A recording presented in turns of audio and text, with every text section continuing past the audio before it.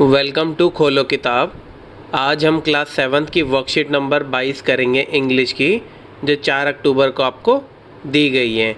अगर आप चैनल पर नए हैं तो इसको सब्सक्राइब कर लें और वीडियो पसंद आए तो लाइक, कमेंट और शेयर करना ना भूलें। तो चलिए देखते हैं। सबसे पहले स्टूडेंट ये अपना नाम लिखेंगे, ये आपका क्लास टीचर का नेम हो जाएगा। तो इस वर्कशीट में आपको बताया गया पैराग्राफ राइटिंग, कैसे आपको पैराग्राफ लिखना है, क्या क्या चीज़ें आपको उसमें ध्यान रखनी है बेसिक, और क्या क्या कैसे स्टार्ट करना है और कैसे उसको एंड करना है। तो सारी चीज़ें उसमें बताई गई हैं। चलिए देखते हैं। Let's learn how to write a paragraph. हम पैराग्राफ कैसे देखते हैं या लिखते हैं। सबसे पहले क्या है, ब्रेनस्टॉर्म। जो जो आपके दिमाग में है वो सारी चीज़ें क्या करनी है आपको। Right everything you know about the topic on a rough sheet at one place. सबसे पहले आपको जो भी इस टॉपिक के बारे में नॉलेज है, ब्रेनस्टॉर्म में जो भी आपको नॉलेज है उसको एक रफ शीट में लिख दो।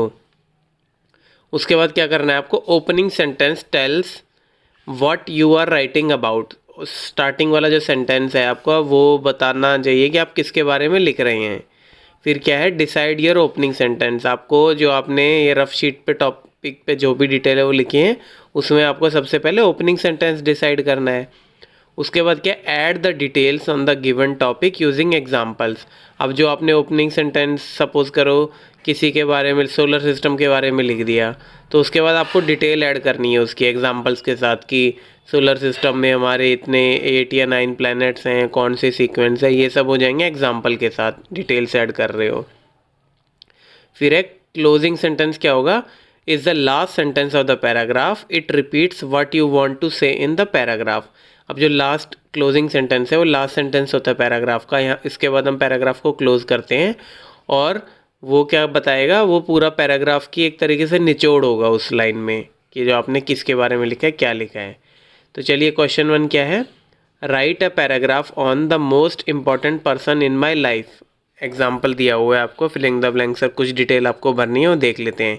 अब टॉपिक क्या है, the most important person in my life. सबसे इम्पॉर्टेंट पर्सन कौन है मेरी ज़िंदगी में। तो ओपनिंग सेंटेंस सबसे कैसे लिखोगे, सबसे पहले आप लिखोगे कौन है आपके यहाँ most important. The most important person in my life is mother, father या एनी अदर। तो मैं यहाँ लिख देता हूँ मदर। आपको अगर मदर, फादर या कोई और इम्पॉर्टेंट है तो आप उसका नाम भी लिख सकते हैं। तो सबसे ज़्यादा इम्पॉर्टेंट पर्सन मेरी लाइफ में मेरी मम्मी है। अब आपको इसको देखो, दोबारा क्या लिखना था आपको, सेंटेंस फर्स्ट सेंटेंस लिखने के बाद क्या करना था, डिटेल्स ऐड करनी थी। तो अब इसमें हम डिटेल्स ऐड करेंगे, एग्जाम्पल क्यों इंपॉर्टेंट है ये सब। 3 reason why dash is important to. तो यहाँ आपका आ जाएगा मदर, ये ब्रैकेट में मतलब इसका एग्जाम्पल के लिए बता रहे हैं क्यों रीज़न आपको लिखना है ना, क्यों इंपॉर्टेंट है। तो क्या है, ही या शी। या मदर है तो शी हो जाएगा, अगर फादर या कोई मेल है तो यहाँ ही लिख देंगे। She is a very loving and caring person. वो बहुत केयर करती है और बहुत प्यारी हैं। She take care of my daily necessity like. अब डेली नेसेसिटी क्या होता है, रोज़मर्रा की ज़िंदगी में जो जो ज़रूरतें आपको होती है, तो वो कैसे कैसे केयर करती है मदर हमारी। जैसे हमारी किस किस में देती है, फूड होता है हमारा, डेली खाना खाते हैं, खाने की, एजुकेशन पढ़ाई लिखाई में हमारी मदद करती हैं, क्लोथ्स में हमारे कपड़े वगैरह अच्छे से साफ़ सफाई करके देती हैं, और हमारी सेहत का ख्याल रखती हैं। तो ये चीज़ें आप लिख सकते हो। She take care of my daily necessity like food, education, clothes, health. उसके आगे क्या हो जाएगा, शी गाइड्स या helps me when I face any problem. वो मेरी मदद करती हैं जब मेरे को कोई समस्या होती है। उसके बाद क्या है, she helps me in my studies. और उसके आगे आपको और एग्जांपल देने किस किस में हमारी मदद करती है हमारी माँ। तो she helps me in my studies making my bed या मेकिंग माई बैग। अब मेकिंग माई बेड मतलब होता है जो आपको बिस्तर बनाते हो।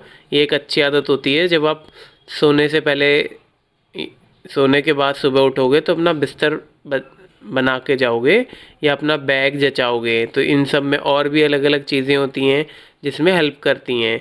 जैसे मान लो किसी को कुकिंग का शौक़ है तो वो कुकिंग सीखने के लिए अपनी मम्मी की हेल्प लेते हैं, तो यहाँ स्लैश में कुकिंग भी लिख सकते थे।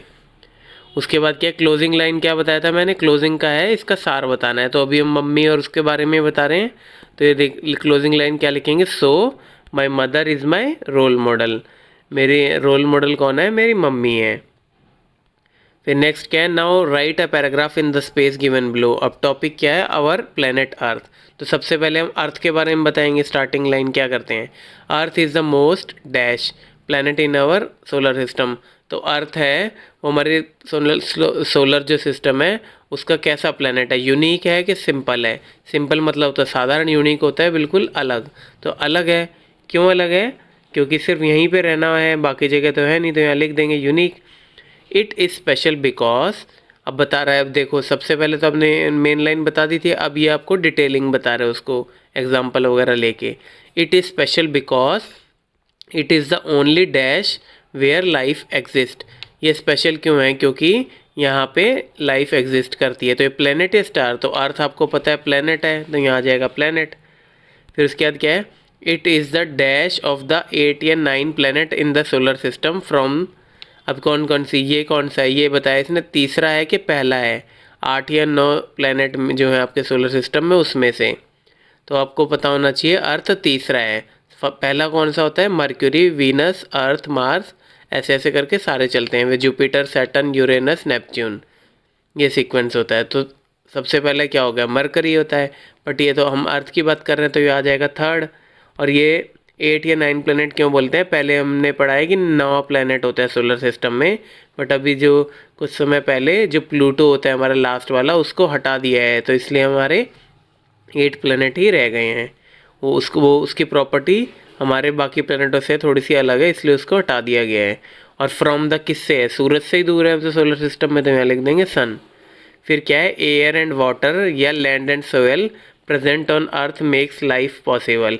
इन दोनों में से कौन सी चीज़ हमारी पृथ्वी पर ज़िंदगी पॉसिबल करती है, किससे ज़िंदगी होती है। अब देखो लैंड और सॉयल, तो लैंड तो आपकी मून पे भी है, ज़मीन मून पे भी है, और सॉयल क्या, कुछ ना कुछ मिट्टी तो वहाँ पे भी है ही।